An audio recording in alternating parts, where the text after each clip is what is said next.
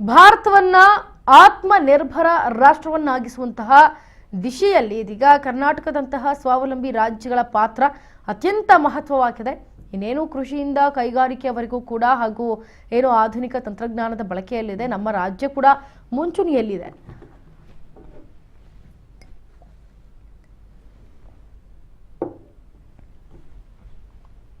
ಏನು ಈ ಪಯಣವನ್ನ ಸಂಕೇತಿಸುವಂತೆ ಸಿರಿಧಾನ್ಯದಿಂದ ಮೈಕ್ರೋಚಿಪ್ ವರೆಗೂ ಕೂಡ ಅಂದ್ರೆ ಮಿಲೆಟ್ಸ್ ಟು ಮೈಕ್ರೋಚಿಪ್ಸ್ ಅನ್ನುವ ಹಾಗೆ ಸ್ತಬ್ಧ ಚಿತ್ರವನ್ನ 2026 ಜನವರಿ 26ರಂದು ನವದೆಹಲಿಯಲ್ಲಿ ನಡೆಯುವಂತಹ ಗಣರಾಜ್ಯೋತ್ಸವದ ಅಂಗವಾಗಿ ಕರ್ತವ್ಯ ಪಥದ ಪೆರೇಡ್ ಹಾಗೂ ಕೆಂಪುಕೋಟೆಯಲ್ಲಿ ಆಯೋಜಿಸುವಂತಹ ಭಾರತದ ಪರ್ವದಲ್ಲಿ ಕರ್ನಾಟಕವು ಪ್ರದರ್ಶಿಸ್ತಾ ಇದೆ. ಕರ್ನಾಟಕ ರಾಜ್ಯದ ಪರವಾಗಿ ಗಣರಾಜ್ಯೋತ್ಸವದ ಪಥಸಂಚಲನ ಮತ್ತು ಭಾರತ ಪರ್ವದಲ್ಲಿ ಪಾಲ್ಗೊಳ್ತಾ ಇರುವಂತಹ ಈ ವಾರ್ತಾ ಮತ್ತು ಸಾರ್ವಜನಿಕ ಸಂಪರ್ಕ ಇಲಾಖೆಯು ಪ್ರತಿ ವರ್ಷ ತನ್ನ ವೈಶಿಷ್ಟ್ಯಪೂರ್ಣ ಸ್ತಬ್ಧ ಚಿತ್ರಗಳ ಮೂಲಕವೇ ದೇಶದ ಗಮನವನ್ನು ಸೆಳೀತಾ ಇತ್ತು. ಈಗ ದೃಶ್ಯಾವಳಿಗಳಲ್ಲಿ ನೋಡ್ತಾ ಇರೋದು ನೀವು ಅದೇ ರೀತಿಯ ಚಿತ್ರಗಳು.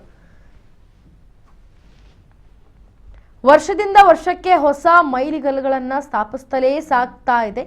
ಇನ್ನು ಈ ಬಾರಿ ಕೃಷಿ, ಶಿಕ್ಷಣ, ವೈಜ್ಞಾನ ಏನೇ ಇದ್ರೂ ಉನ್ನತ ತಂತ್ರಜ್ಞಾನ ಹಾಗೂ ಏನು ಮೈಕ್ರೋಚಿಪ್ಗಳ ಉತ್ಪಾದನೆಯಲ್ಲಿ ಈ ರೀತಿ ಮಾಡಬಹುದು, ಈ ರೀತಿ ಸಾಧಿಸಬಹುದು ಅಂತ ಸಮತೋಲನಯುತವಾಗಿ ಪ್ರಗತಿಯನ್ನ ಸ್ತಬ್ಧ ಚಿತ್ರಗಳಲ್ಲಿ ತೋರಿಸಲಾಗ್ತಾ ಇದೆ ಅಂತ ಏನು ವಾರ್ತಾ ಮತ್ತು ಸಾರ್ವಜನಿಕ ಸಂಪರ್ಕ ಇಲಾಖೆಯ ಆಯುಕ್ತರಾದ ಹೇಮಂತ್ ಎಂ ನಿಂಬಾಳ್ಕರ್ ಅವರು ತಿಳಿಸ್ತಾ ಇದ್ದಾರೆ.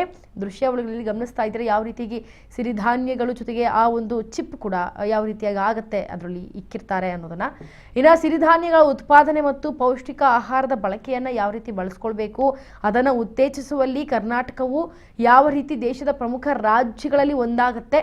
ಇನ್ನು ಮಾಹಿತಿ ಪ್ರಕಾರ ತಂತ್ರಜ್ಞಾನ ಆಗಿರ್ಬೋದು ಹಾಗೂ ಜೈವಿಕ ತಂತ್ರಜ್ಞಾನ ಆಗಿರ್ಬೋದು ಕ್ಷೇತ್ರಗಳಲ್ಲಿ ಯಾವ ರೀತಿ ಇರುತ್ತೆ. ಇನ್ನು ಬೆಂಗಳೂರು ಜಾಗತಿಕವಾಗಿ ಗಮನವನ್ನು ಯಾವ ರೀತಿ ಸೆಳೆಯುತ್ತೆ. ಈ ಮೈಕ್ರೋಚಿಪ್ಗಳು, ಎಲೆಕ್ಟ್ರಾನಿಕ್ಸ್ ಹಾಗೂ ಏನು ಸೆಮಿಕಂಡಕ್ಟರ್ ವಲಯಗಳಿದ್ದಾವೆ ಅಲ್ಲೆಲ್ಲ ಕೂಡ ಆವಿಷ್ಕಾರಗಳು ಕರ್ನಾಟಕದಲ್ಲಿ ನಡೆಯುತ್ತೆ ಅನ್ನೋದು ಶ್ರೇಷ್ಠವಾದಂತಹ ತಂತ್ರಜ್ಞಾನವನ್ನು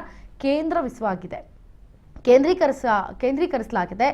ಎಲ್ಲವನ್ನೂ ಕೂಡ ಈ ಬಾರಿ ಸ್ತಬ್ಧ ಚಿತ್ರಗಳಲ್ಲಿ ತೋರಿಸಲಾಗುತ್ತೆ.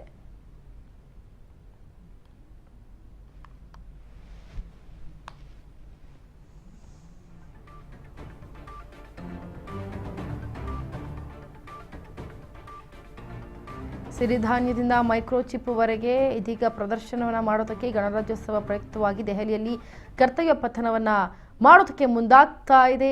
ದೆಹಲಿಯಲ್ಲಿ ರಿಪಬ್ಲಿಕ್ ಡೇ ಪರೇಡ್ನಲ್ಲಿ ಕರ್ನಾಟಕದ ಸ್ತಬ್ಧ ಚಿತ್ರಗಳು ಮೂಡಿಬರಲಿದೆ.